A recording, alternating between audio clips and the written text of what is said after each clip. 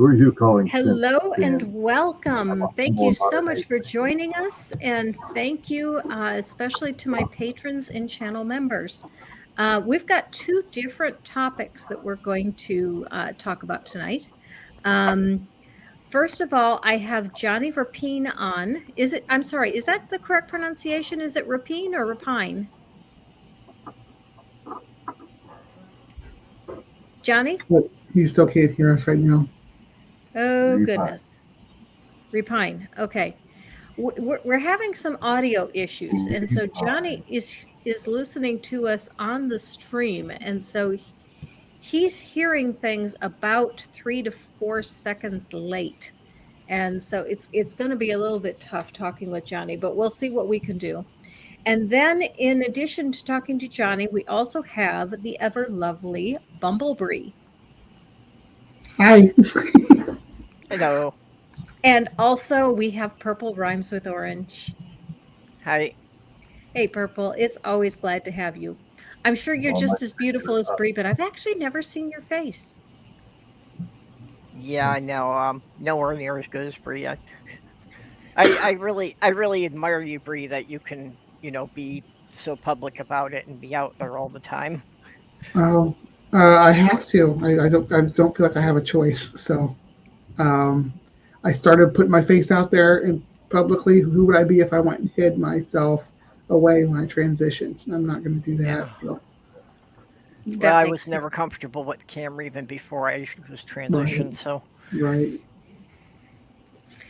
Okay, the two different topics that we are talking about tonight both deal with a couple of creepy Christians. Johnny used to work for some of the prosperity gospel people. He worked the phone lines for them, and he's going to tell us a little bit about that experience. And after we've had a chance to talk about that a little bit, then we are going to move to a certain member of the Christian community that recently came out with some really awful hate speech that was personally directed at Bree. And so we are going to discuss this hateful person who will get named at some point.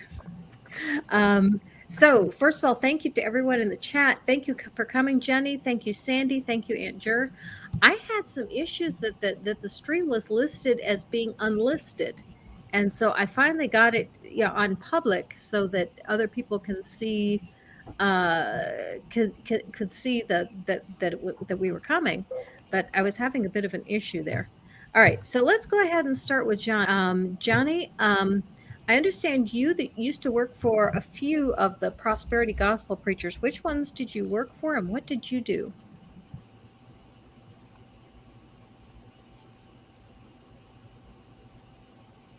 Well, I worked for a third party that they were clients for, Akron's InfoCision, which is namesake for our current Akron University stadium. Trying to get used to the way here. But yeah, InfoCision, I was in the Forest Lake Christian Center overnight, which at the time, $9.30 an hour when minimum wage was still significantly lower, was nice. But hey, they're still paying that much if you want to go get a job there. Like, no. And they switched over to a salary model, no more bonuses or whatever. But our clients were Benny Hinn of the Let the Bodies Hit the Floor meme fame, where he's healing everybody, and yeah.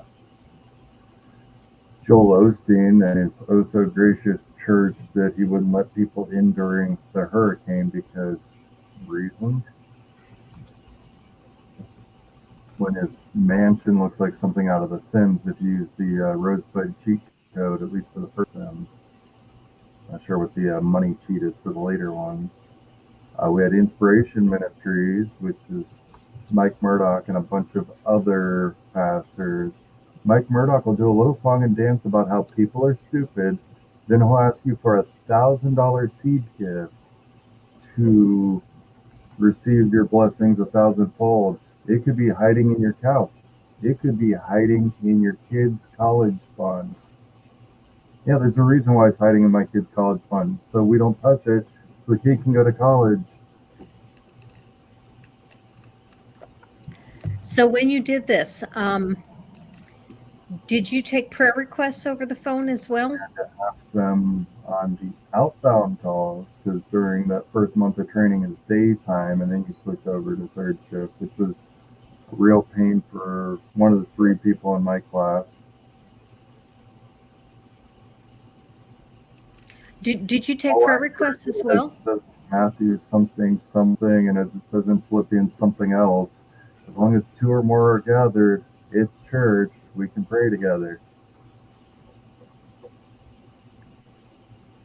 Which is, Did being able to justify prayer calls. Yes, did prayer requests. Had one lady who would call in praying that the Lord would look over her in her sleep and keep her safe. And then, like 3 hours later, she's calling to start her day and have the Lord give her blessings all day long. And it's like, you need more sleep, lady. so this went on 24/7.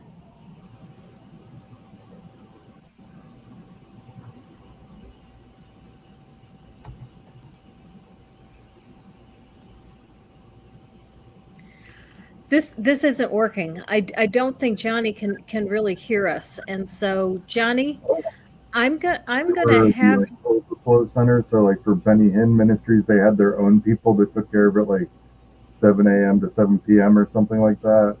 And we would cover.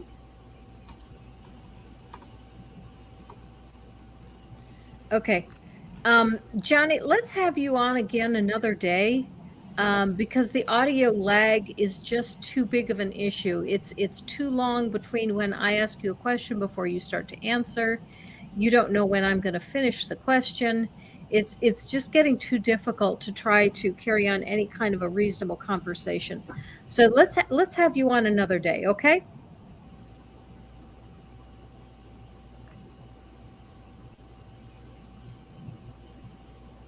I don't know if he's heard me or not. But thank you very much for coming, and we will have you on another time. Okay, thank you. Okay, so Bree, let's talk about what happened with the whole situation with Matt Powell. Um, he came Hmm. out with that really hateful video slamming you and several other people. The first question I'm wondering is, how did you feel when you first saw it? Well, let me lay the groundwork for how I know and have interacted with Matt Powell. I think that'll clear some air about why this video came out and why it was crafted the way that it was. Okay. So I started doing the perspective with Ethan, the college show that we did. It's on. I don't know if it's coming back or not. It might. Who knows? But he did an interview. Matt Powell did an interview with Ethan, your friendly neighborhood atheist, where he cut it all up, and you know how he does, cut the video all up to make it look like Ethan didn't know what he was talking about, and he put out this movie. So since Ethan was in it, me and Ethan and Kenneth Leonard, we did a screening of it live and kind of ripped it apart. It was hilariously bad science, right? And I cut that whole stream up into little chunks so that people didn't have to watch the whole thing because his movie's cut up in sections too, and it was like 3 hours of reviewing it. So I cut it up and started releasing these individual videos, right? And then Matt responded to like the very first one I released, really cordial response saying, "Hey, I think me and you should debate." And I'm like, "Okay, let's debate." Went back and forth a little bit and tried to come out with the topic. We moved it to emails from YouTube comments. So he came in my comment sections and commented on my video. And we moved it to email, and he just kind of ghosted me on it and never responded. So then I released another video. I'm like, because I was fine with him ghosting me. I'm like, okay, if you're not ready to talk about island dispersal, which was the topic that I was mainly refuting, and he was saying the surfing monkeys topic that he's so adamant about. So that's what I wanted to debate about, and he didn't want to talk about it. He said his audience was not would not be able to keep up with the genetics of it and how that would work. Really putting down his audience, but whatever. So I was like, okay, well, then stop. If you're not ready to talk about it to me and you don't think your audience is ready for it, maybe you shouldn't talk about it in your movies and your videos. And he's like, and like I said, he ghosted me. So then he keeps putting out those videos about that same topic, and I kept commenting on him saying, hey, I thought you said you weren't ready to talk about this topic. You keep talking about it. And eventually I just got tired of harassing him like that. But he never did respond to anything I said. My comments always got deleted. Totally ignored me until he released his Pride Month video. Just when I saw the part of it that I saw actually came out in July, like the beginning of July. I think it was just a cut of that big sermon, the big one you said you watched, and where he says that awful stuff, about drag queens and what should happen to them. Anyway, so I watched that. I think I was like, I might have been the first one to respond to that, because that's what my response video was, the closet monster one that I did a response on. And he used that video to make his response to me. And in his video that he did, he said I attacked him, but Yeah. I don't think I ever attacked him. I made fun of the bad science in his movie because it's bad science and it doesn't comport with what we understand about reality. I did make fun of that because bad ideas deserve that light and exposure, and I'm going to do that, because there's people out there watching that. Mm-hmm. But I didn't make any personal attacks against him about his lifestyle or the way he chooses to live. He lives in this weird, heterosexual Christian, this really bizarre lifestyle, right? Monogamous and all this weird stuff, straight. Anyway, it's how he chooses. It's a lifestyle that he's chosen, and I'm not going to judge him for it. It's not for me, but he can live how he wants to live. But I never attacked any of his lifestyle choices. But he decided that because I addressed his bad science and put it on blast. I used it for content. I content farmed him. Sure, I'm not the only one doing that. You're a lolcow, Matt. You say the most ignorant, and I mean that in the most genuine way possible. You say the most ignorant things about science and the scientific method, especially statistics. You're really bad at statistics. I was bad at math too. Statistics was the class I took because I was bad at math, because it was easier for me to do statistics than like algebra or something like that. So I always took the statistics classes when they were offered. So it's not that hard to do. You're just really bad at it, Matt. But I'm going to engage with that whenever I see it. I'm going to put the light on it. But I was never attacking him personally. But now, since I apparently flipped a little trigger in him about his Pride video, he wanted to put me on blast about my transition, thinking for some reason that a woman who transitioned very publicly, I can't think of anybody else who transitioned more publicly than I did. I'm on live stream at least once a week, every week, religiously. So I've been very public about it. So I don't know why he thought it would be a source of shame for me or something like that.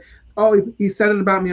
He said about my transition that I need to cry about it. Because I transitioned, because I found myself that there's something wrong with me. And that I'm unstable. I was unstable as a man. It was really hard spending all my adult life trying to fill a role that I didn't fit right into, trying to play husband, trying to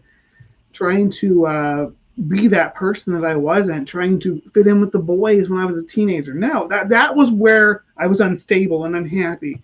Look, now I am much happier. I'm a much more confident person in myself, especially in my appearance, which I was really concerned about, because right now I'm on the tail end of my social transition. This is not medical. This is me like immersing myself in makeup and clothes and stuff, and trying to finally being able to do that stuff and do my makeup, feeling like socially I could wear makeup out, that I could do my hair up and things like that. that's all that's going on here. There's nothing medical going on. I start my my hormone treatments. I see my first endocrinologist September 14th. So it's still a little ways away. I have started doing certain things with my PCP, with my personal care provider, in preparation for everything, but I have not done, any hormones or anything. So this is just naturally how feminine I really am.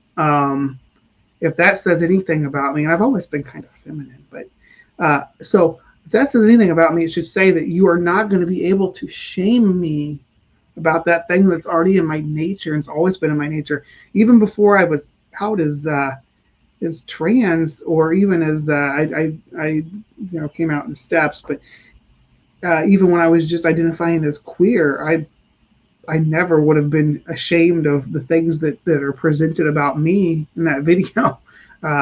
There's baggage that Matt's attaching to it. Sure, the mental illness and some gross inference of pedophilia and things like that, but that none of that's relative to me. I raised 3 kids. My kids turned out great. They were raised by a closeted trans woman pretending to be a queer dude. It's not like that any of these things about me and what I present there is going to affect my children. They're going to do their own thing. They're going to be, if they're cis, they're cis. If they're heterosexual, they're heterosexual. But my lived experience is not going to impact them directly. I'm not grooming my children as what was implied in that video. My kids have turned out amazing. And I'm definitely not grooming anybody else's children, because my channel, what I do on my content, it's not meant for children. I am at best secondary education for adults who were indoctrinated into these different religions. That's my primary goal with this content that I create. As far as the science stuff goes, it's teaching critical thinking. That's why I do the cryptic corner, with UFOs and Bigfoot and stuff like that, because we have to learn. And some people brought up in religious households and religious communities were not taught, or were specifically taught not to use critical thinking. So we end up with people who, they see a dust speck on a photograph, they think it's an orb of a spirit and things like that. So we need to open this stuff up. That's what I'm here for. I've been rambling this whole time. I'm so sorry. No, so it didn't make me feel shamed. I was kind of disgusted, though. I'm mostly disgusted about the people he dead named, which I wasn't one of, because he tried and failed to dead name me. Right. Yeah. Right. I don't know where he got that name from. Pointed a woman, but it's that was not my name. Was never what he says my name is in that video. My name was never that. People who know me know what. Anybody who's been following my channel for more than 6 months knows what my dead name was. It's not a secret. He didn't even do the minimum effort to find out anything about me. He didn't do the minimum effort to find out anything about Surus, definitely, because Surus isn't even part of the trans community. He's just an ally to the trans community and thinks it's hilarious when they get it wrong like that. Surus was the first person I talked to about this when this video dropped. We was like, did you see this? And he's like, first thing that when he got up, as a cis white male, your problem is thinking. Oh, don't be like that. Well, Bree, I want to say that you are presenting a very valuable approach to it, because actually it was researching the Loch Ness Monster that got me to start questioning religion. Yeah, it's a stepping stone to, because once you start questioning, that's why I'm okay with it, because I told my kids about Santa Claus and then let them figure it out. It was kind of the way. I think it's the way to go about it. I think it teaches critical thinking, right? Yeah. So I know you said we talked before, me and you, about Santa Claus, and there's a few different approaches to it. But I don't know. It was the culture I was raised in was upper Midwest. Well, you're upper Midwestern too, so you know what I'm talking about. Yeah. Well, I grew up in the Chicago suburbs. Yeah. Yep. I'm actually doing my produced video on this topic as well, because this one really hit a nerve with me, partly because of you, because I do feel very close to you, Bree, and when he hurt you, I felt it too. When he tried to hurt me, he When didn't he hurt. tried to hurt you, right? Yeah. And then it also hit me because as you are aware, my son Robin is trans. And so, he really was attacking the entire community. Um, and that's why I went ahead and made a response to it. And I'm going to have to be really careful with my response because I don't know how much of it I can show without it getting a content strike. I mean, some of the speech in his sermon on this topic is so hateful. It is so bigoted. It would be a violation of YouTube policy. So there may be a lot of bleeping in my video. Although I'm not using a lot of his sermon. I'm only using a very small portion of it. And that's the Pride Month sermon, right? Right. Hmm. That one's, yeah, that's the worst one that I've ever seen from Matt Powell. That's the worst thing I've ever seen that boy put it. And I say boy, he's 26 years old. He's a man and he knows better. Yeah. So that's where I'm going with that. You are an adult. You need to take responsibility for the things that you're saying here, because people can get hurt because of the message that you're spreading. And Right. there's this weird idea that drag queens, cross dressers, and whatnot are representative of the LGBTQ. Most of them, not most of them, Right. a portion of them are cis. Mhm. At least when it comes to cross dressing, you have to be cis. If you can't be trans and cross dress, Mhm. really. Mhm. I mean, Right. Yeah, it doesn't work. so most so they're not representative of the LGBTQ. Personally, I'm not a fan of drag queens. I understand the art form behind it and the history behind it and everything, but it's not something that I'm appreciative of. And maybe that's a flaw with me because I've struggled with my gender and seeing it in the way that drag queens presented it. That was the only exposure that we had here in rural Missouri to anything like being trans was this depiction of drag queens and especially transvestite hookers and things like that. That was the image that you got. They were all sex workers, and they all had they were all really butch men that transitioned, so it was always really awkward looking or whatever, that they didn't pass and whatnot. um, and that's just not the way that the real world works. But I didn't even know that because that's the only image that I got. They'd always pick someone really butch to play, like Woody Harrelson played the drag queen or trans hooker in anger management, for instance. Things like and he's a really masculine looking man. So I never had that. So what my exposure to trans people were for the longest time was this Hollywood drag queen image. So it's not a personal thing against the drag queens as individual. I understand it's an art form; it takes talent to do, and there's some very talented drag queens out there. It's just that's the way the media presents transgenderism, which is a totally different thing, as that or as Yeah. equivalent to that. It made it made this take longer than it probably needed to. I think that's a huge part that the public does not get the difference between transgender and cross dressers. Mhm. Right, That the drag queens are actually performers playing a character. That's not who Right. they are 24/7. right. But Um, people don't understand that. Like the the general most public doesn't understand that. That to them, that's a trans person. the most recent series of the Amazing Food Truck Race, if you watch that show, had a really good example of that. There was a truck called Maybe Cheese Born with It, and it was a group of they had a trans woman, a guy, I can't remember if the guy was queer or gay or what, and they had a drag queen. And the drag queen, her persona name was Sugar. But she made it. Well, I should say I'm saying this incorrectly, but he made it very clear. He said, "I am a 300-pound man, but I dress up and take on the persona of Sugar." And when he is Sugar, he, flaunts his drag queen stuff. And you're right, he is clearly a performer. And they came in second place. And I watched an interview with them. I wanted a clip of Sugar's mac and cheese dance for my mac and cheese video that went out last week. And I could not find one. There was not one anywhere that I could download.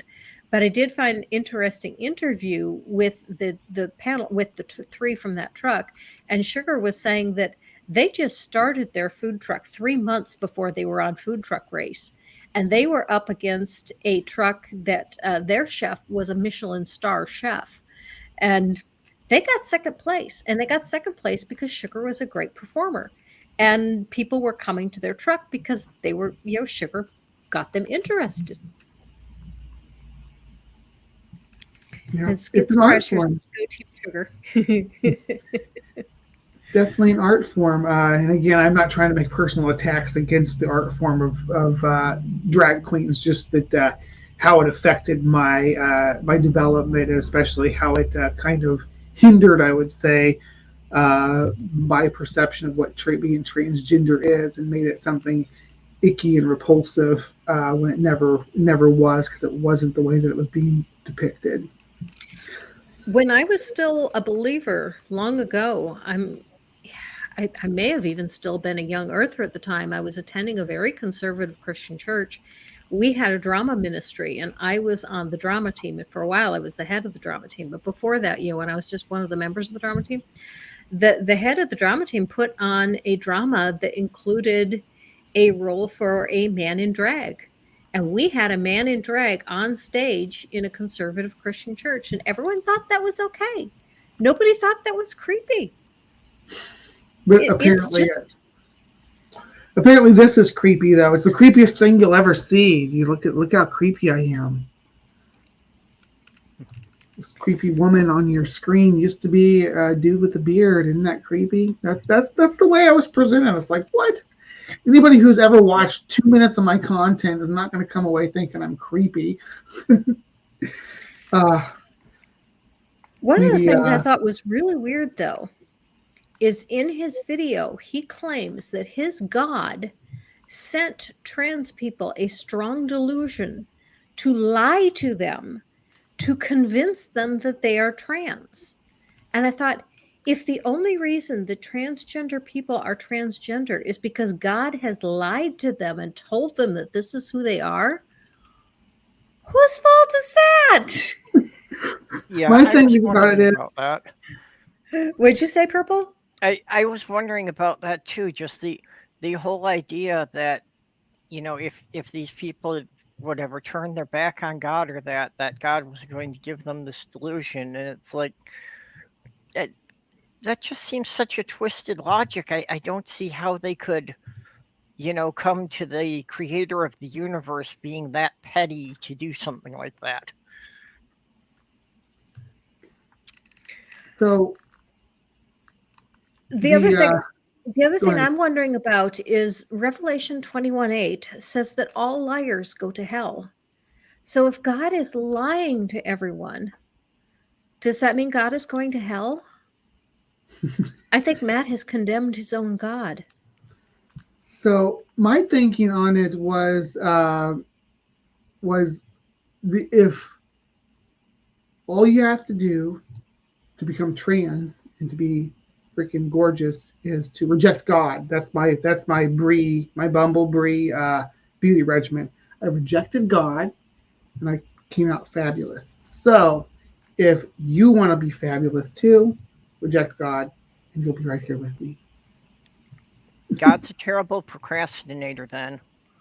I rejected him when I was a teenager, and it was past 50 before I started looking like a woman. You didn't reject him hard enough, Purple. You got to reject harder. Oh, come on. I became a pagan and started praying to other gods. That is one of the things that makes them the most mad, too. Why didn't you not trans you earlier. How many times is that the reason in the Bible he condemned the Israelites? Like every time the prophets turn their backs for a minute and turn back around, the people of Israel are praying to different gods, right? So that pisses him off, and he didn't trans them either. He's No, like but he inconsistent. just killed a few thousand of them. I should say Yeah. tens of thousands of them. Well, you can make up for not transing the Israelites by transing purple harder. That's what I'm asking for tonight. That's what we're praying for tonight. It's starting. I'm starting to get there. It's just a slower process for me. Yeah, you're way ahead of me though. I think you're going to be what, like 8 months ahead of me then. Actually, I've been on the estrogen for just over a year now. Oh, well, you're over a year. I didn't even see your year update. How are things? I don't want to make you talk about it publicly, but I'm fine with talking about it publicly. Okay, so since we're both mature women, over the age of 35, let's say. Well, the doctor started me on a very low dose. So it actually was after like 9 months that he finally increased the dosage, and only been starting to have noticeable effects for like that last 3 months now. Yeah. Wow. Okay. That's interesting. I've heard some different people. I don't know what my endocrinologist is going to suggest for me. I haven't been in there yet. I'm kind of nervous about it. My doctor, who my PCP, who referred me to the endocrinologist, said that it's probably going to be progesterone is what I'm going to be taking. So we'll see how that goes. You okay, Purple? Oh yeah, that's part of why I don't like being on the cameras. I always have that cough. It's just related to my allergies and sinuses. I thought it sounded like an allergy cough.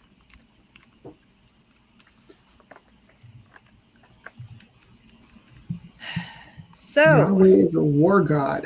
If you really look into it, that's why he likes the smell of burning flesh so much. Yeah, he was the war god of the Canaan pantheon, and then the Canaan pantheon was split up between the sons of El, because it was a very patriarchal society. The sons of El, who was the Most High, king of the Canaan pantheon, and one of his sons was Yahweh. I think it was started off as like a volcano god or a god, angry god, but he is the Israelites. I keep tripping over that word. Sorry, as the Israelites kind of came into contention with their neighboring tribes and conquered them. Yahweh was kind of the last man standing, and they merged Yahweh with El, so you get El Yahweh as one individual. So the Christians weren't the first one to divide their monotheist God up after they smushed them together. The other Semitic people were also doing the same thing and merging gods and splitting gods and importing them from other regions nearby. So there was a lot of crossover with like the Egyptian gods, for instance, and the Greek gods later on in the era. But there was. How did I even get on this topic? What tangent did you get me on? Oh, they were talking about Yahweh being a war god. So Yahweh started off as that, and then he became since he was the patron god of the Israelites among the Canaan people, he was the last man standing. Yeah, what Jenny's saying brings up another thing, that you can have your triple omni god if you accept that he is often incompetent.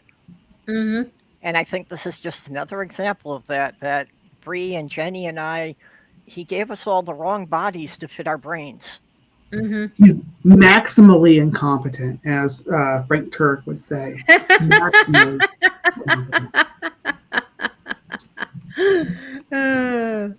Vesta Freya says, one of my employees who's been with me for 9 years started her transition in December of 19. Prior to her transition, she was an average employee, and I never figured she would be capable of management. Okay, there's more to this. Wow. In March of this year, I moved her into a management position and she has excelled in her new position. Later this year, she's going to be getting her gender reassignment surgery, and she has never been happier. And this is what we cannot get through the heads of the fundies, is that transgender people are not happy in the wrong body. And when you affirm them for who they are, they can live happy, normal lives. And to call them delusional and to call them all the other names that Matt used for them, that is what makes life difficult. And that is what's causing all the problem, not gender affirming treatment.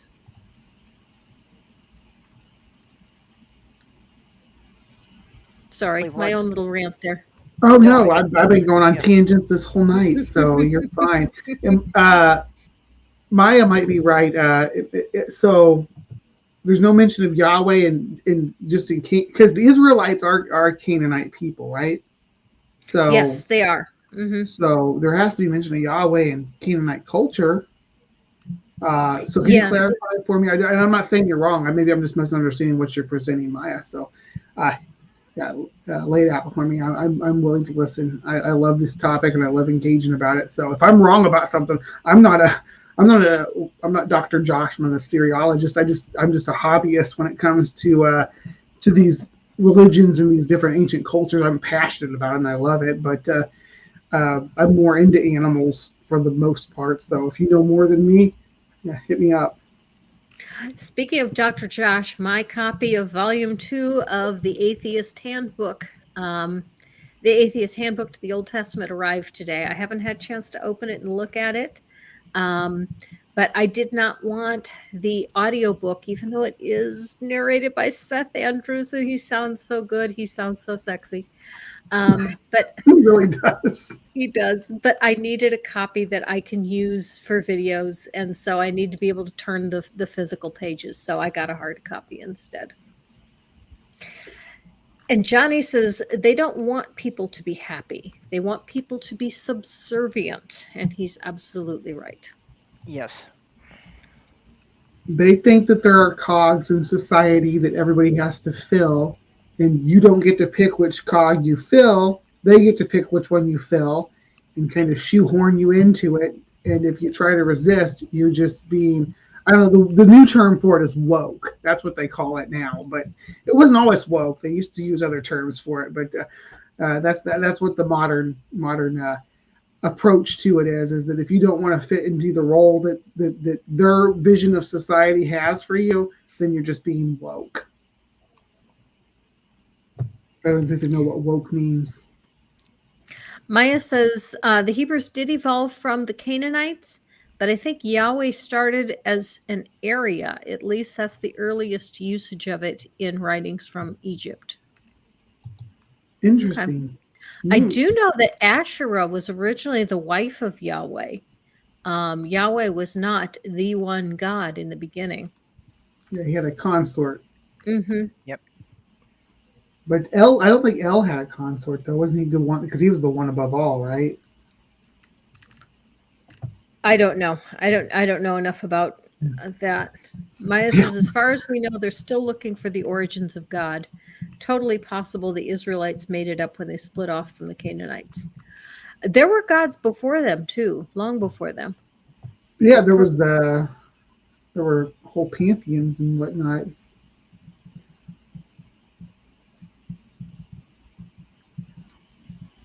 That's nice. Yeah, that's I bottom love this line right panel. there. This is one of my favorites. And just this artist has a whole comic strip with this character, you know, going through the realization of being trans. Yeah, I wish I had some affirmation when I was a teenager about that kind of stuff, but I digress. It was a different time back then. I'm hoping this new generation will be better than we were. Well, that's the same for me. That it really wasn't until I was in my 30s that anybody was talking about trans people in any way. And even then, it wasn't the general public. It's just because I was, in the LGBT community then. Yeah, you're kind of in a niche area when you were in. There's a lot of crossover with, at least in the 2000s, there was a lot of crossover between the pagan community and the LGBT community. Oh, yes, very much. They were very much interlaced, yeah. Because a lot of these kids, you grow up in a society where it's Christian based, and they reject LGBTQ people, whereas all these little pagan groups, these little circles that just get together, for the solstices or once a month or whatnot, they embrace you. They love it. They have gods that are transgender. They have gods that change their gender and things like that. So they would embrace anybody who was, well, that's why I stayed with that community so long, was just they were accepting and without so much of the bigotry that I was used to. Well, I'm glad you had found a community that could make you feel some acceptance. Now, one reason that I think people like Matt have some of the problems that they do is because they wrap their ideology so much into their religion that when anyone attacks their religion or any idea they have from their religion, they feel like they are personally attacked. And I think that's why Matt felt like you had attacked him, Bree, when actually you never had, because I don't think they understand the difference between a personal attack and an attack on their ideology. Yeah, no, I don't think they do that. Even if you're just attacking their arguments, they still take that as personal insults. Well, because you punch holes in their worldview, they everything starts to kind of collapse around them. If they accept, especially a young Earth creationist, you're really pushing the limits of of incredulity at this point where we are with science, to deny the age of, because you're not just denying evolution, you're denying the age of the Earth, the age of the universe, all these factors that of facets of science that talk about cogs that work together that just kind of fall apart if you don't accept them. So they're really holding up a worldview that's fragile enough that if you start poking holes in it, they feel threatened that it's collapsing in on them. Exactly.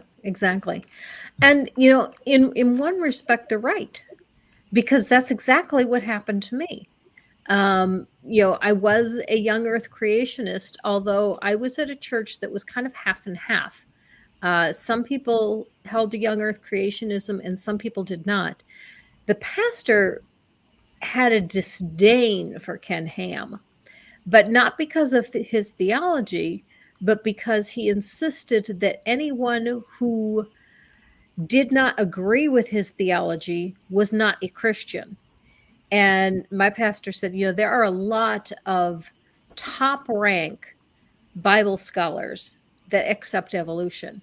And for Ken Ham to say, well, you're not a Christian because you don't believe the same things that I do about Genesis is just way too far. So I went to a church where it was okay to be either one. And so when young Earth creationism broke for me, my faith did not break, only young Earth creationism. But when I was convinced that Noah's Ark didn't happen, which kind of goes hand in hand with the young Earth creation stuff, but not completely. But once that was broken for me, my whole faith shattered, because my faith was founded on the inerrancy of the Bible. And once I saw that the Bible wasn't inerrant, I had no basis for believing any of it.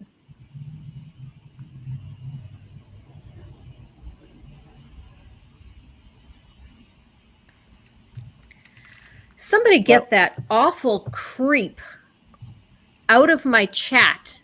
Do not insult my son. Get out of my chat. Who is it? 20 July. Do not insult my son in my chat. How dare you?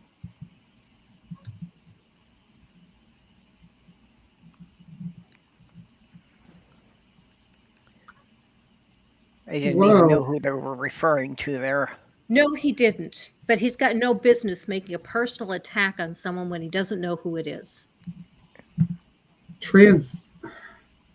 So, much like we were talking about the term or the cross dressers and drag queens, transsexuals a different subject than transgender as well. So let's not conflate those two. I'm sorry about that. That was gross.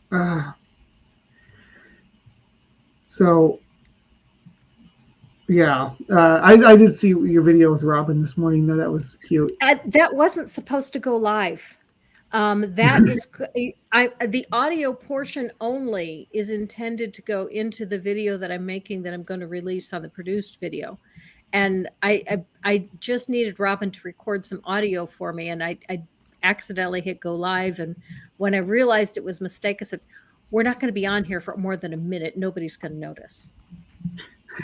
Did he, so he knew that he was live when you recorded it? No, I didn't realize that we had been live until after I hit Oh. end. Oh goodness, Granny. Yep. Sometimes this technology is going to get you. Yep. But, yeah. So I probably got to be heading out here in just a little bit because my brother's coming to help move some stuff out of my mom's basement, and I gotta pitch in my muscles. So, did we want to go over questions or anything from the live chat? Sure. I haven't seen any real questions.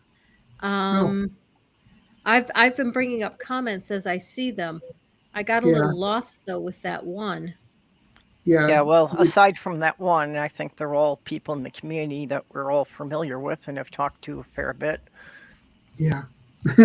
Yeah, but they don't have too many Here's questions. a good comment from Jenny. It says, they do not know the difference between their personal beliefs and the alleged truth of their religion. They pretend that whatever crazy thought they got is God's word, quite errantly.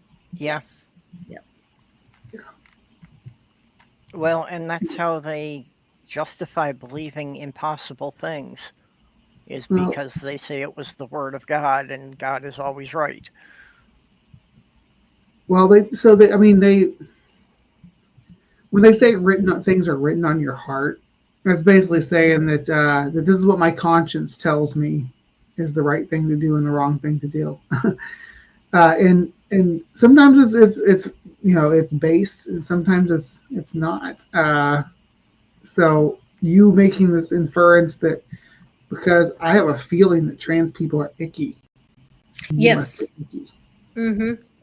Like, that's not how reality works, though, honey. That's not how it goes. You can decide I'm icky, but that doesn't make me objectively icky. I don't like mushrooms. To me, mushrooms are icky. But I know that a lot of people love mushrooms. I don't like the texture. The texture I do not like that texture. Yeah, Softball and I have that issue. Oh. But I love mushrooms on my pizza. She can't stand that texture on the pizza. Mm-hmm. But have you ever had like deep fried morels, though? No, I haven't. Those are good. Yeah, that's my favorite mushrooms right there. Love me some deep fried morel mushrooms.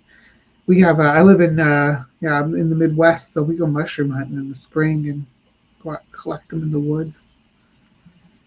Yeah, when I was in Michigan, I'd see them growing on the fringe of the forest all the time. I didn't know how to identify which ones were edible and which ones were dangerous. Yeah, take some foraging or watch some foraging videos and stuff too. Can help you with identifying different mushrooms and what's edible out there. Dandelions and stuff are edible, so that's pretty cool. I've eaten dandelions a number of times. And actually, when I was a teenager, I remember trying to collect all the dandelion buds in the park. My dad was making dandelion wine, but it takes like a bushel full of the dandelion buds to make like one bottle of wine. Yeah. But they don't cost anything to collect besides whatever energy you spend running around the park, right? Yeah, so well, us kids were on our hands and knees with scissors in the park, clipping off all the dandelions. I hear dandelion wine is supposed to be good, but I've never tried it and I've never seen it available anywhere. I don't know if you have to make that as a homemade thing. I'm sure there has to be someone who makes it commercially, but no, I haven't seen it for sale. I've never had dandelion wine. I would like to try it. I'd be interested, but I've never had it. I've heard a lot of people say that, or I've heard a few people say that you know, the leaves are also edible, but they're very bitter. And so if you put them in a salad, you need to put something else in it as well to balance the bitterness. It depends on the stage of the plant. Actually, if you're going to use the leaves, you need to get the leaves before it produces the flower bud. Because once it produces all the flower bud, all the sugar goes into the flower and then the leaves get bitter. Ah, But interesting. if you get them before it produces the flower bud, then they taste just like spinach. Okay, that's good to know. Good to know. This is an interesting comment from Jamie Morningstar. My church had me literally babbling incoherently out loud with the belief that I was speaking in the spirit. Insanity. Yeah, I did that for a bit too. And even as a believer, I thought that was pretty weird. I knew that there was biblical basis for it, so I never said anything against it, but in my heart, I knew that it was stupid. A friend of mine went to one of those churches once, and when they were doing the whole speaking in tongues thing, he got into it and he was just randomly spewing out any Japanese phrases he remembered from anime. And one of the women in the church started translating about how he was saying, you know, praise be to God and all this stuff. Were they Pentecostal? Most of the people I know that spoke in tongues at their churches were Pentecostal. Yeah, this one was just called the Jesus People Church, so I'm not sure what it was an offshoot from. Do we know that? Does anybody else realize that Johnny is singing the Crash Test Dummies song? Oh, is that what it is? Mm-hmm. I didn't want that to go over anybody's head. I thought he was talking about the people at like Benny Hinn, where they all. It's a song about the people at Benny Hinn. Yeah, it talks about a kid that its parents were really fundamentalists. There's other characters in the song too, but yeah, it's funny to get a throwback to that because it's like from the 90s. Jenny says, I'm icky, but then I take a bath once a month and I'm not. for like hours after that, for like sometimes up to 3 hours after her bath, she's not icky. So, what do you do to get yourself so icky so quickly? Yeah, probably getting under her car. Oh. Now, portobellos are something that I've really thought about trying because I just from the look of them, I'm thinking they might have a different texture, but I've just never been daring enough to try them. Well, and the texture matters a lot with how you prepare them too. Ah, okay. You know, like the baby bell mushrooms just sauteed in butter. You know, just an excellent topping for steak. Onions. Make my mouth water purple. Want some sauteed mushrooms and onions. And maybe a little bit of red pepper in there too. Yeah. I have some peppers. I have some, I'm not even sure what kind of peppers they are because when I saw them in the grocery store, I saw the clerk putting them out and she had whole bags of them. And I normally don't buy that many peppers. But when I asked if they were poblanos and she told me no, and she told me what kind of peppers they were, and she told me where, you know, that they were not very hot. They were hotter than a bell pepper, but milder than a poblano. I thought, you know, when she went to all that trouble, I'm going to buy a bag of peppers. So I bought a whole bag of peppers. We've eaten 2 of them, and they taste a lot like chili peppers. But they are delicious. I've been roasting them and peeling them, and they are delicious. But I've got to figure out what to do with the rest of them. It's got a whole bag of them. And now I've completely derailed us, haven't I? Oh, no, we do get to talk about mushrooms, and yeah, I can talk about mushrooms all night too. Talk about mycelium. Native Atheist says you haven't lived life until you've been knocked out by Benny Hinn. Yeah. Benny Hinn's special magical powers were. Okay, Jenny says also fry the leaves. I think she's talking about dandelions. I'm a little behind on the chat here. Yeah. Oh, well, like I say, the dandelion leaves I just trim just like spinach, so they're really good. If you steam them and like a little bit of red wine vinegar dressing. Okay. Johnny asks, is speaking in tongues canonical, or is it from one of the contested verses of Matthew that includes snake handling and poison drinking? It is canonical because it comes from 1 Corinthians. I believe it's 1 Corinthians 15. I would have to look to be sure, but there's a couple different places where Paul It's like talks about speaking in consumed tongues. by the Spirit or something like that. Well, it's actually there's specific directions for speaking in tongues. It says, if don't allow there to be more than 2 people speaking in tongues, and if there are more than 2, then there has to be an interpretation. There's Paul lists the spiritual gifts, and tongues is one of the gifts. So there's actually a few different passages that talk about tongues. I'd like to see them take some recordings of people speaking in tongues and give them to people from various churches and see if you get the same translation from any 2 people. That would be fun, because I do know for a fact that the translations you get is just people making stuff up. Oh, I'm getting a message from the Lord. The Lord is speaking to me. The Lord said, mushrooms are okay. Is that from the Pizza God again?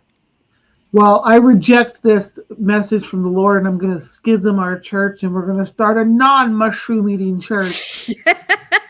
And thus the history of churches was laid forth. Johnny Church says, of the Eternal Fungus. Yes, there we go. Johnny says, thanks, Bree. A few years ago, I went to Crash Test Dummy's 25th anniversary of the God Shuffled His Feet album.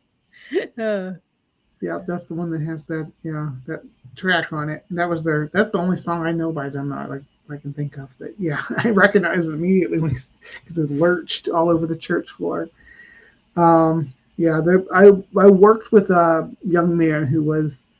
It's been a long time ago. It was like back in the 90s, but I worked with a young man who was in a Pentecostal church, and he actually got out of it through the time that I knew him. I didn't have anything to do with it or anything. I was actually, much like Purple, I was dabbling in paganism back in those days and spirituality and all that stuff, just trying to find some truth. But I got to witness somebody kind of come into the realization. Actually, it was through his wife that he kind of broke away from that once it was getting him away from his family and everything and exposure to some other culture. Now he went to another denomination of Christianity, but something much more what the Pentecostals would probably call worldly, but more liberal, I think would be the proper term for them. So I haven't really talked to him in a couple of years, but it was interesting watching someone go through that transition in their life. Okay, Johnny says he's waxing nostalgic about music from his childhood in the late 1900s. Now, Johnny was on a bit ago, and I did not think that he looked like he was 110 years old.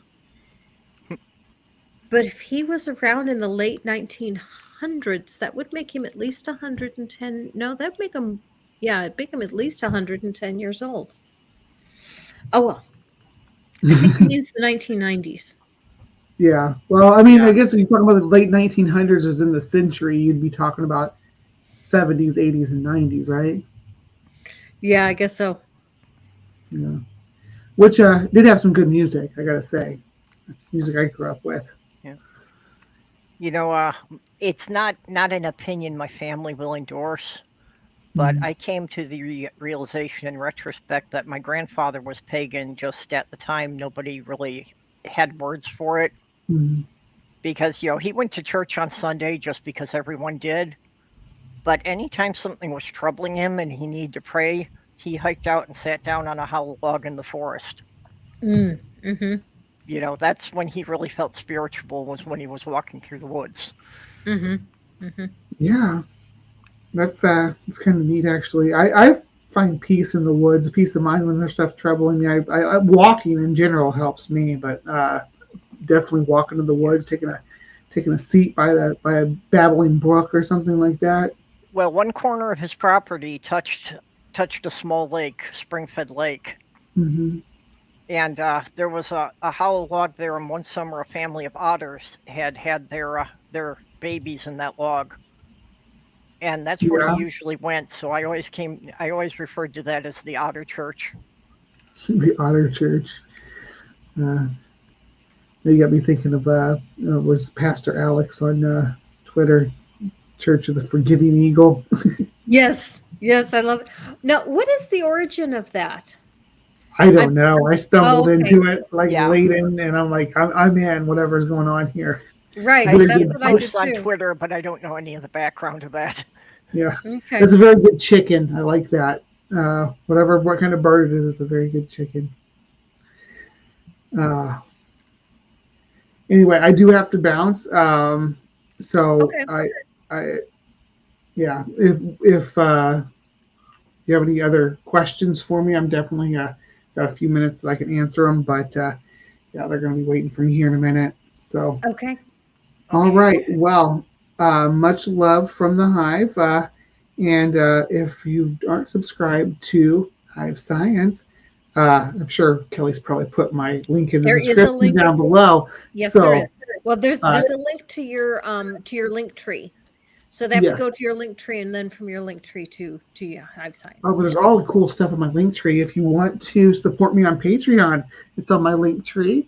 If you want to follow me on Twitter and see what kind of silly things I say out there, or if you want me to identify a bug for you or any other kind of animal for that matter, I'm up for it. Give me that challenge because I love it. Yeah, and sometimes if I get a really good one, I'll put it on my show too and talk about identify it live. But Life in the Hive is Saturday at 9:30 Central Standard Time. I do Cryptic Corner where we bust some like Bigfoot or UFO or ghost video or something along those lines, and then we tackle a creationist like our friend Matt Powell who gets all triggered about it. Most of them don't get triggered about it, but Matt sure does. Most of them are have a bigger. Anyway, and then we'll do some Hive Science and talk about science. So if you're into that kind of stuff and you want to hang out with me every Saturday, 9:30 a.m., I'll see you there. Much love. Thanks for coming, Bree. Okay. Bye-bye. Hey, Purple. It's just us now. Okay, Jamie Morningstar says, I once told my mom that I heard from God that he was afraid of humans because he created a being that could reject him and didn't think it through, and she lost it on that one. That sounds interesting. Yeah, I know some believers who are very amused by atheist humor. Some Yeah, people well, have a good sense of humor. it's one of the problems that for God being all-knowing, there seems to be a lot of things that he should have seen coming before he created people. Yeah. That's one of my biggest arguments with all believers is, especially the ones that say, oh, the world is all messed up because man sinned, and if man hadn't sinned, everything would be perfect. And I say, well, okay, did God know man was going to sin, or was that a surprise? Well, God knew it. So he made man knowing that that's what was going to happen. Yeah. Well, isn't that what God wanted to happen then? So, this is what he wanted. So he got it.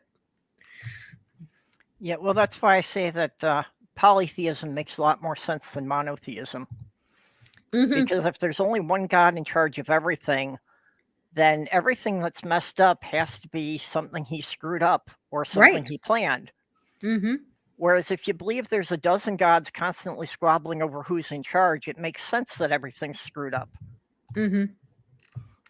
Either that or you agree that you've got a God that's not omniscient and not omnipotent, okay, everything's screwed up, but God didn't know that Adam was going to sin, and God didn't know it was going to cause all these problems, and God's not powerful enough to do anything about it. That makes sense too.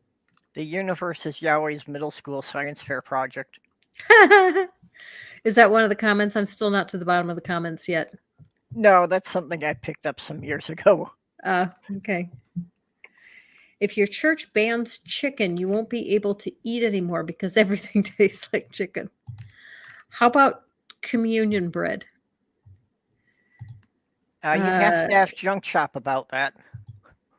Junk Shop did a taste sampling of like a dozen different communion Yes, wafers. I remember that. I've had a lot of different kinds of communion wafers as well. My favorite was always the places that would pass out a nice loaf of bakery bread, and you were supposed to break off a piece of bread and then pass it down the road to the next person. Of course, that was pre-COVID. Yeah, I was never in a church that did that, but to me that just seems to make a lot more sense. Mm-hmm. There's a more community element to it as well. Yeah. You know, that you're sharing this bread. Yeah, I was brought up in the Catholic Church, and it's the whole thing of everybody walking up there silently in single file to kneel down for the priest to set it on your tongue. And Mm-hmm. yeah, there wasn't really any kind of interaction between the people with that. I ran into a believer the other day who claimed that life is in the blood. That's why we never drink blood. And I said, except every week at communion. Well, the blood of Christ has been purified by the blessing of the priest. It's still supposed to, well, at least according to Catholics, it's supposed to be literal blood. That's what they claim. And some people even claim that it tastes like blood to them. Well, I can certainly understand that, just because, a psychosomatic response can certainly, make you believe you're tasting whatever you've got a strong belief in. Right. Exactly. I agree. It's a psychosomatic belief, and that's why they taste it that way. Robin Phillips says, hello, I grew up in a Pentecostal church, and that they that were gifted with the tongues spoke freely, no translation. I guess they skipped that part. Yeah, it depends on what church you're in. Native Atheist says, I watched a video where a church was handling snakes. The music was awesome. Yeah, I've heard about those snake handling churches. Those are kind of different. Yeah, I've never actually been in a church that even did the speaking in tongues thing, but...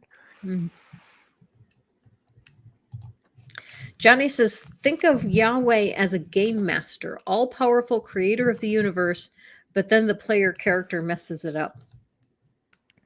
I saw that, and having run a couple of game campaigns, that makes a lot of sense. That you've got this perfect campaign laid out, and you've got everything planned out, and all these challenges they're supposed to face. And instead of following the passageway, one of them decides to bust a hole in the wall, and you've got to improvise and start creating a new maze for where the characters are going off the board. Interesting. Jenny says, I saw a documentary on strange religions, and they covered snake handlers. The lead snake handler was bitten during the filming. He died. I guess he didn't have enough faith. Because that's what the whole thing is based on, that if you have faith, you can be bitten by a poisonous snake and you won't die. I hate the argument that evil in the world is a consequence of free will. I say BS. I don't need to get bit by a bear to know I don't want that to happen. Yep. Well, and evil is so subjective that, like, we don't see a lion as evil, but that's probably because we've never seen a lion except for, at an enclosure in the zoo. If we were a herd of zebra on the African plain and a lion was deciding which one of our children was going to be its next meal, we might very well think the lion is evil.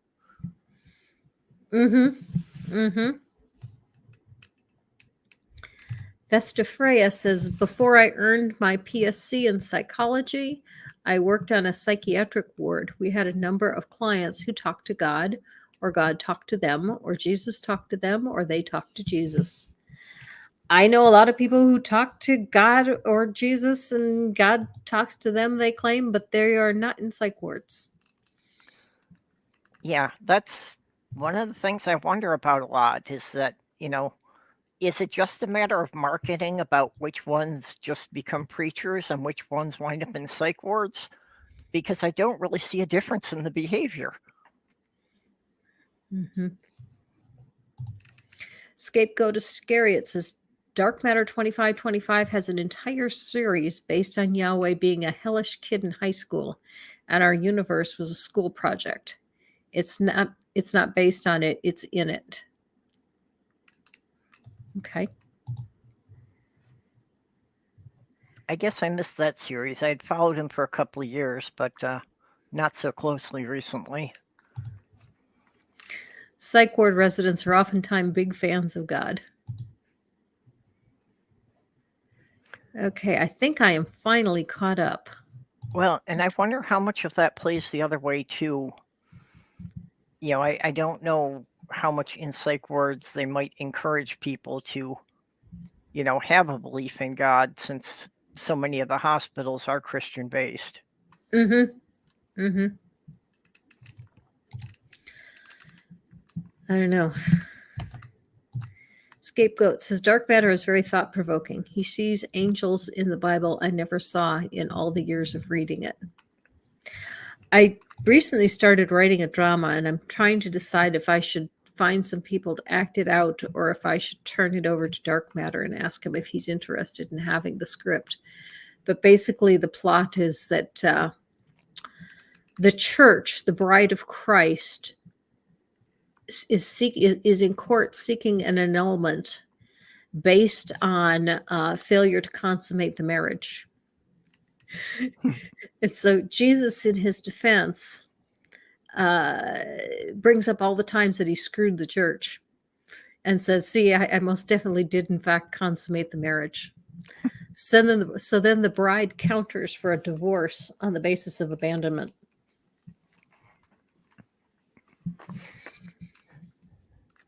So I'm working on that one. That one's still a ways off yet. I haven't got any of the dialogue finished. I just have the outline of the plot so far.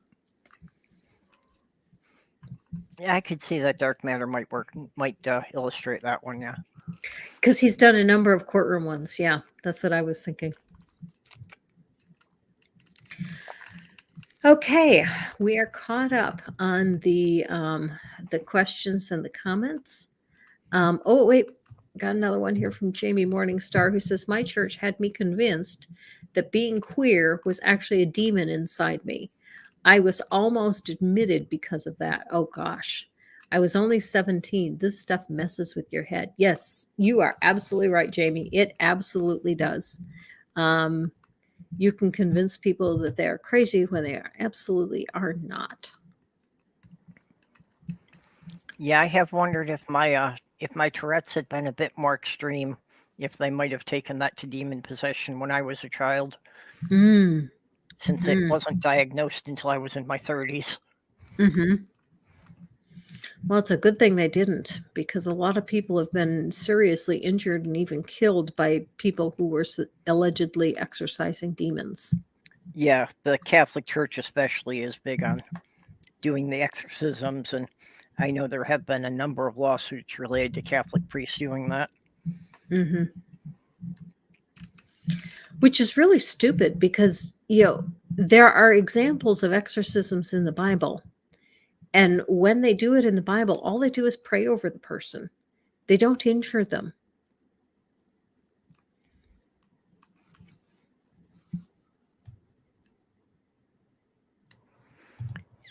Scapegoat says, oh, that's rich. I hope you either develop it yourself or offer it to Dark Matter. Okay, so Scapegoat at least thinks that's a good idea. Jenny Morgan wants to be a demon. Jenny, you are now an honorary demon. In the name of Hyman, I now declare you a demon. Jenny wants to be a succubus.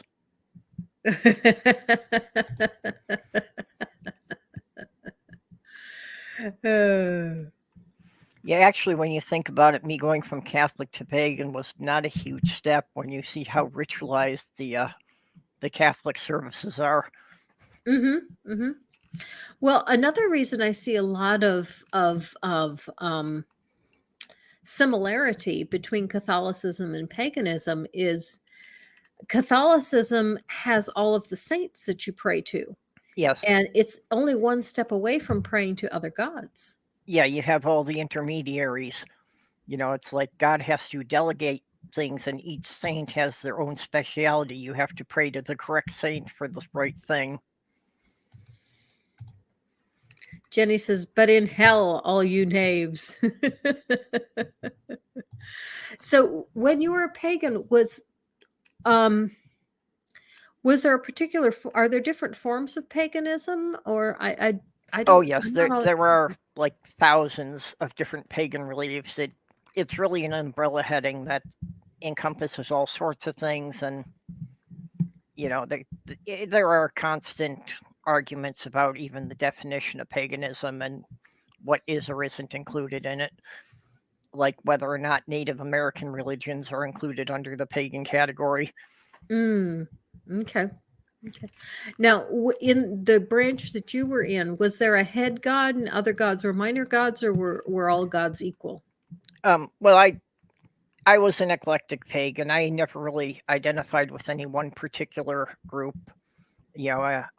I studied literally dozens of different things, but I wasn't one to join. I just did my thing solo. I did participate in some rituals with a group called CUPS, which was Coven of Unitarian Universalist Pagans. Okay. Which, as the name suggests, they were actually a branch of the Unitarian Universalist Society. Interesting. So they were kind of a non-denominational pagan group. Okay. Johnny says the saints are a great tool for converting pagan populations. Rebrand local gods as the saints. A couple generations later, they are all fervent Catholics. Yes, and that's definitely what the Catholic Church did, in several things, and especially why the Catholic Church got so well established in South America, South and Central America. They did that a lot with taking whoever their local deities were and presenting them as, oh, this is Saint such and such. Oops, I grabbed the wrong comment. I wanted Ox's. Here it is. Ox says pagan is about the closest to native, except natives don't do magic like pagans do.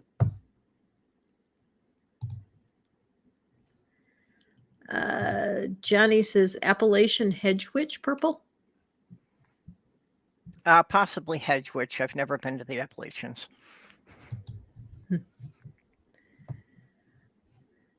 Jamie says everything they do only makes sense to them, it seems. Yeah, Seth Andrews'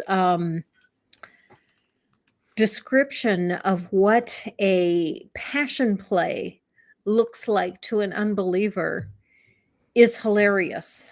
He recently, I first saw him present that at Better, although that actually is not the first time he presented that particular particular script, but he also recently put out a video on that about the blood.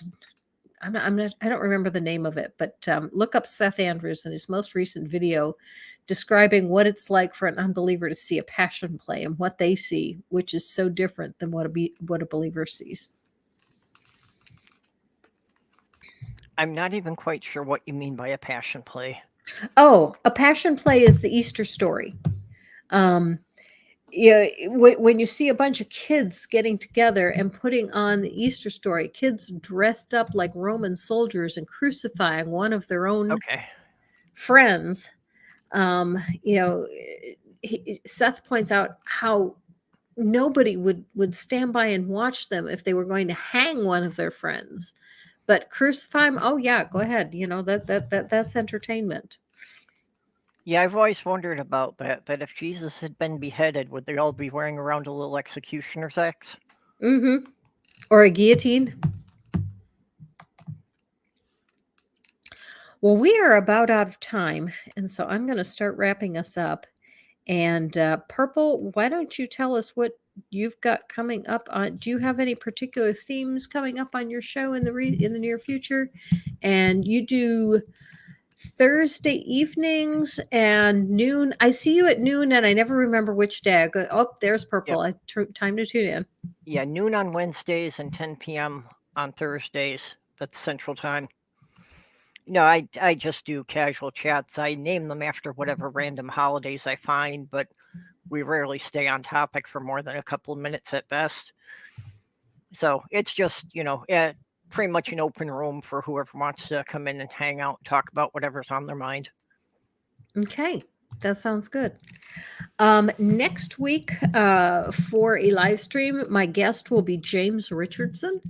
And I don't even remember what my topic is. I'm going to have to go back and look at where I invited him. I think he is a believer, but I'm not sure. That is going to be the last time that I'm going to be streaming on Wednesdays. After that, I'm going to move back to Tuesdays.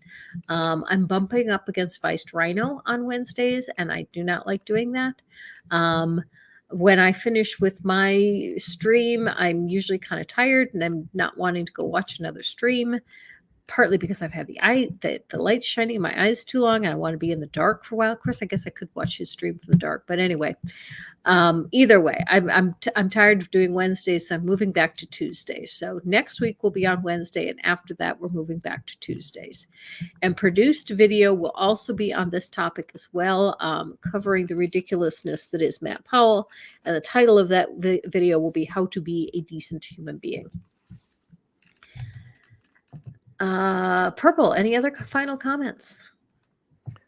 No, we had a good chat. I'm sorry that things didn't work out with Johnny here tonight. But, Yeah. we'll see him another week. Right. I will definitely have Johnny back on when we can work out the audio issues. It was just too hard to have a conversation with that great of a lag. By the time he heard the question that I asked, I either had to leave a lot of dead air or and if I would start talking and then he would start talking, it was just too difficult. But we will have Johnny back another day because he does have an interesting story to tell. Carol says you nailed it with regards to the passion play. All right. Thank you everyone for coming. Thank you, Purple. Thank you, Bree. And thank you, Johnny. And everyone be kind to one another and live your life.